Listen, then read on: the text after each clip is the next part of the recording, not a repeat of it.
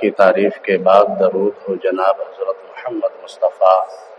صلی اللہ تعالی علیہ وسلم اور آپ کی آل پر۔ جیسا کہ آپ کا مرتبہ ہے، عظمت و شان ہے کہ آپ نبیوں کے بھی نبی ہیں اور رسولوں کے بھی رسول ہیں،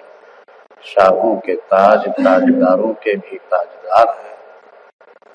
کشتی ملت کے کھیونہار سب سے انوکھے اور سب سے نرالے ہیں، حضرت عبداللہ کی آنکھوں کے تارے اور آمنہ بی کے راج دلارے ہیں، جن کا نام گرامی جناب محمد الرسول اللہ صلی اللہ تعالی علیہ وسلم، جو 14ویں کے چاند سے بھی زیادہ روشن اور اللہ کے بعد سب سے افضل و اعلیٰ ہیں، آپ کی مقدس بارگاہ میں بادب درود و سلام کا ہدیہ پیش کریں اور محبت سے پڑھیں۔ اللہم صلی علی سیدنا و شفیعنا و نبینا و حبیبنا و مولانا محمد مبارک وسلم صلاۃ و سلاما علیک یا رسول اللہ، الصلاۃ والسلام علیک یا حبیب اللہ، الصلاۃ والسلام علیک یا نبی اللہ۔ عزیزان ملت، ایک سچے خدا کو نہ ماننا یا سچے خدا کا انکار کرنا کفر ہے، جرم ہے۔ اسی طرح ایک جھوٹے کو خدا مان لینا، اس کی خدائی کا اقرار کرنا، یہ اس سے بھی بڑا جرم اور کفر ہے۔ اسی طرح ایک سچے نبی کو نبی نہ ماننا، اس کی نبوت کو تسلیم نہ کرنا، یہ کفر ہے۔ اور ایک غیر نبی کو نبی مان لینا یا نبی کی خوبیاں اس میں سمجھ لینا، یہ اس سے بھی بڑا جرم اور کفر ہے۔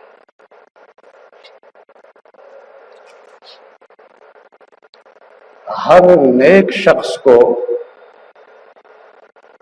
لائق ادب و احترام، جو عزت و عظمت والا ہو، اس کی قدر نہ کرنا یہ حق تلفی ہے، اور ایک ظالم و جابر کو نیک اور عزت و عظمت والا سمجھ لینا یہ بہت بڑا گناہ اور جرم ہے۔ حق بات کہنا اچھا ہے، حق کو حق نہ کہنا انسان بہت بڑی غلطی پر ہے، اور جھوٹی بات کو سچی کہہ دینا یہ اس سے بھی بہت بڑی غلطی ہے۔ محترم بزرگوں اور دوستوں،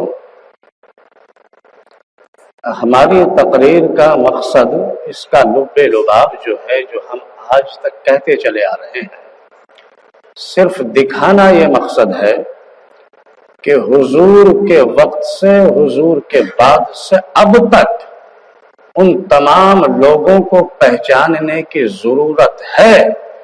جو دین محمدی کا لبادہ اوڑھ کر وہ ذہنیت رکھتے ہیں، وہ کام کرتے ہیں پرانی شریعتوں کا، اور نبی کے دشمنوں کہ ان میسجوں کو دین محمدی کی آڑ میں آگے بڑھا رہے ہیں، ان تمام کو پہچاننے کی ضرورت ہے۔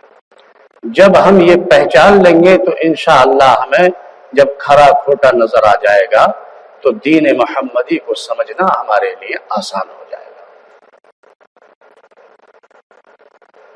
اور ہم اپنی تقریر میں یہ بھی بتا چکے ہیں کہ آپ کا مقصد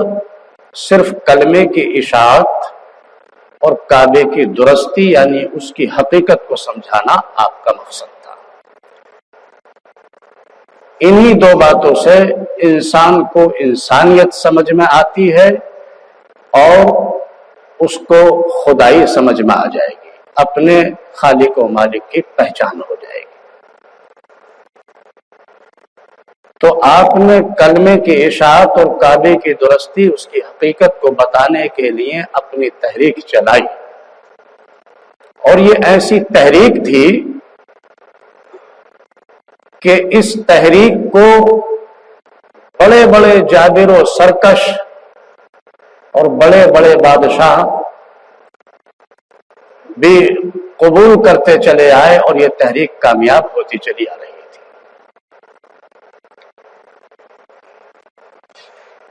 مگر آپ کے چند نادان ساتھی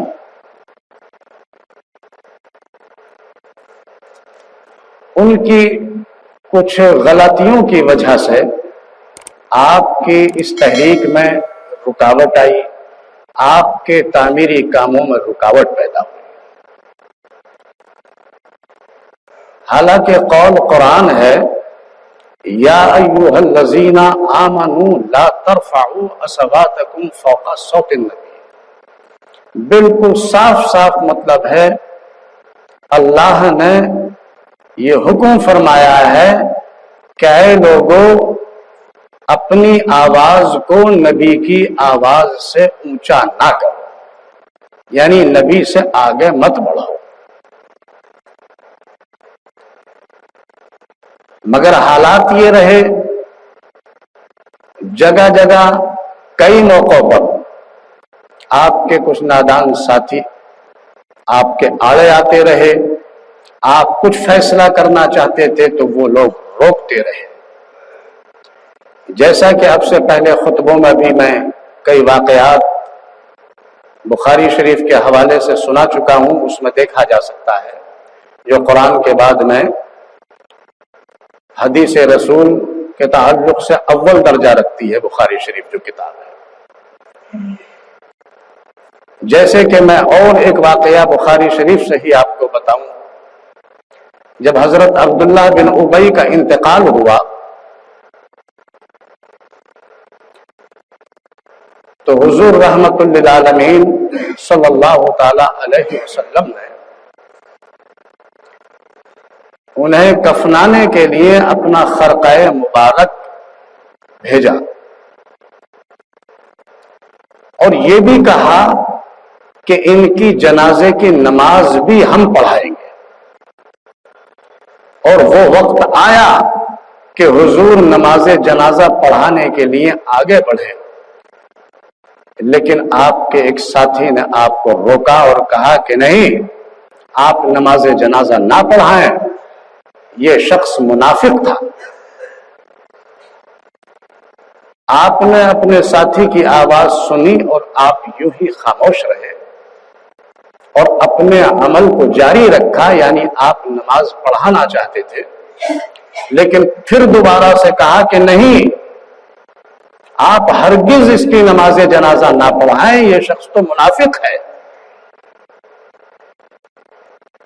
اسی طرح سے پھر تیسری بار بھی آپ کو روکا گیا،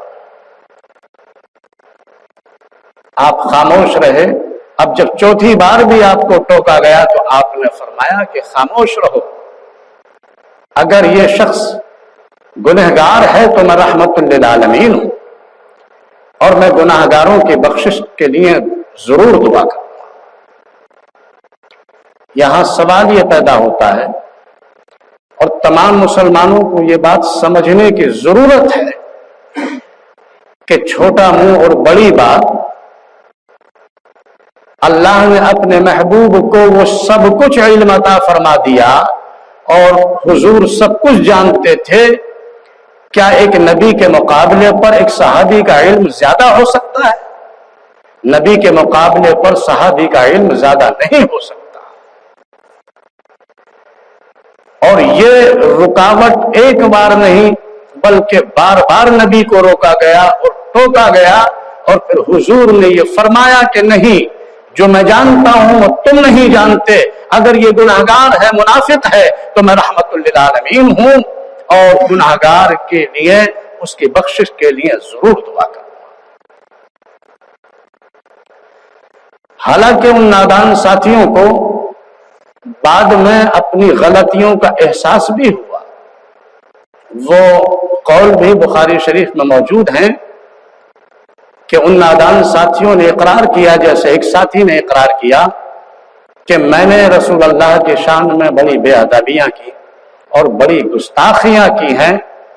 اور اس کے بعد میں نے اس تلافی کے لیے اللہ کی عبادت بہت زیادہ کی۔ یہ بھی بخاری شریف میں موجود ہے۔ مقصد یہ ہے کہ ہمیں یہ سمجھنا ہے کہ ہم کسی صحابی یا کسی فرشتے کی امت میں نہیں ہیں، ہم اللہ کے پیارے محبوب جناب حضرت محمد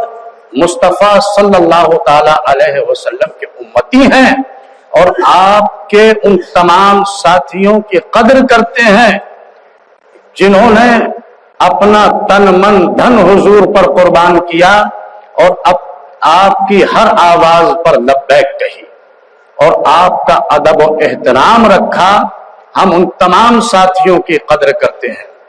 کیونکہ حضور کا فرمان ہے اصحابی کالنجوم، میرے تمام صحابی جو ہیں وہ ستاروں کی مانند ہیں، یعنی ان ستاروں سے جیسے راہ انسان حاصل کر لیتا ہے، اس طرح سے ان صحابیوں کے ذریعے تمہیں راہ نصیب ہو جائے گی۔ تو آپ کے ان تمام ساتھیوں کے لیے آپ نے اپنے تمام ساتھیوں کے لیے اس ستاروں کی مانند فرمایا ہے۔ تو آپ کے جو سچے پکے ساتھی ہیں، آپ کے دوست ہیں، آپ کے صحابی ہیں، یقیناً ان تمام صحابیوں کے دوستوں کی قدر کرنا ہے، اور ان سے ہی ہمیں دین محمدی کا راستہ نصیب ہوگا انشاءاللہ۔ لیکن اب سمجھنا ہے کہ آپ کے سچے پکے ساتھی کون ہیں، اور کون دین محمدی کا لبادہ اوڑھ کر صرف یوں ہی کھدر کی ٹوپی اوڑھ کر کے بنے ہوئے ہیں۔ ان تمام باتوں کو سمجھنا ہے۔ دین محمدی میں صرف 3 قسم کے لوگ تھے۔ ایک آپ کی آل تھی، آل کہتے ہیں آپ کے خاندان والے، آپ کے گھر والے جو ہمیشہ آپ کے ساتھ رہے، جو آپ کے اہل بیت ہیں، آپ کی آل جو ہے۔ اور دوسرے انصار، یہ انصار وہ ہیں جنہوں نے پہلی دفعہ میں ہی آپ کو نہ کسی طرح کی تکلیف پہنچائی، نہ آپ سے لڑے نہ بھیڑے، بلکہ خوشی خوشی اسلام قبول کر لیا، اور اسلام قبول کر لینے کے بعد اسلام کی خدمت کی اور حضور کی مدد کرتے رہے۔ اور تیسرے وہ لوگ جو صحابی کہلاتے ہیں۔ اب ان صحابیوں کو سمجھنا ہے، قرآن نے ہمیں ایک پیمانہ دیا ہے سمجھنے کے لیے۔ والسابقون الاولون من المہاجرین والانصار، سابق اول جو سب سے پہلے خوشی خوشی بغیر حضور کو تکلیف پہنچائے ہوئے، بغیر لڑے ہوئے حضور کے سچے پکے وفادار ساتھی بن گئے، وہ سابق اول ہے۔ اور مہاجرین وہ ہیں کہ جب رسول اللہ نے مکے سے ہجرت فرمائی تو حضور کی محبت میں اپنی دکان، اپنا مکان، زمین جائیداد، خاندان سب کچھ چھوڑ دیا، اور حضور کی محبت میں انہوں نے بھی ہجرت فرمائی۔ ان مہاجرین میں سابق اول بھی شامل ہے، کیونکہ ان لوگوں میں سے بھی بہت سارے لوگوں نے اسی وقت ہجرت فرمائی ہے۔ تو سابق اول، دوسرے مہاجر، اور تیسرے انصار، جنہوں نے مدینے میں حضور سے بغیر لڑے، بغیر توہین کیے ہوئے اور آپ کی محبت میں اسلام کو قبول کر لیا اور اسلام کی خدمت کرتے رہے اور حضور کی مدد فرماتے رہے، یہ انصار ہیں۔ قرآن فرماتا ہے والسابقون الاولون من المہاجرین والانصار، یعنی یہ 3 کیٹیگری ہے، سابق اول، مہاجر و انصار، والذین اتبعوا باحسان رضی اللہ تعالیٰ ان سے راضی ہوا ہے، اور انہوں نے دین محمدی پر ان سب ساتھیوں کے بڑے احسان ہیں، اللہ تعالیٰ ان سے راضی ہوا ہے۔ علاوہ ان کے ایک گنجائش آپ یہ بھی نکال سکتے ہیں کہ جو حضور کی محبت میں میدان بدر میں شریک ہوا ہو اس کو بھی صحابی تسلیم کر لیں، جو حضور کی محبت میں جنگ احد میں شریک ہوا ہو اس کو بھی صحابی تسلیم کر لیں۔ حالانکہ اگر چھلنی میں چھانا جائے تو ان تین قسم کی کیٹیگری میں بھی کنکر پتھر بہت مل سکتا ہے، لیکن کچھ لوگ ایسے ہیں جو آج آپ کی نظروں میں وہ صحابی کہلا رہے ہیں اور ان سے روایتیں آپ کو مل رہی ہیں، لیکن وہ نہ تو ان تین قسم کے صحابیوں میں ان کا شمار ہوتا ہے اور نہ وہ جنگ بدر میں اور نہ جنگ احد میں حضور کی محبت میں کہیں نظر آتے ہیں۔ فتح مکہ کے بعد میں حالات کو دیکھتے ہوئے جب دیکھا کہ حضور کو طاقت بڑی مل چکی ہے، حضور کے ساتھی بہت بن چکے ہیں، اب کوئی راستہ ہمارے پاس نہیں بچا ہے، تو انہوں نے بھی اسلام قبول کر لیا۔ حالانکہ حضور رحمت للعالمین، آپ نے رحمت کا مظاہرہ فرمایا اور ان کو بڑی بڑی جگہیں، بڑے بڑے عہدے اسلامی نظام میں دیے۔ مقصد یہ تھا تاکہ ان کے دل نرم ہو جائیں اور یہ سمجھ لیں کہ ہم جن پر پتھر برساتے تھے وہ ہمارے لیے کتنا نرم ہے۔ مگر حالات یہ ہیں کہ ان لوگوں نے ہی سارا اسلام کا نظام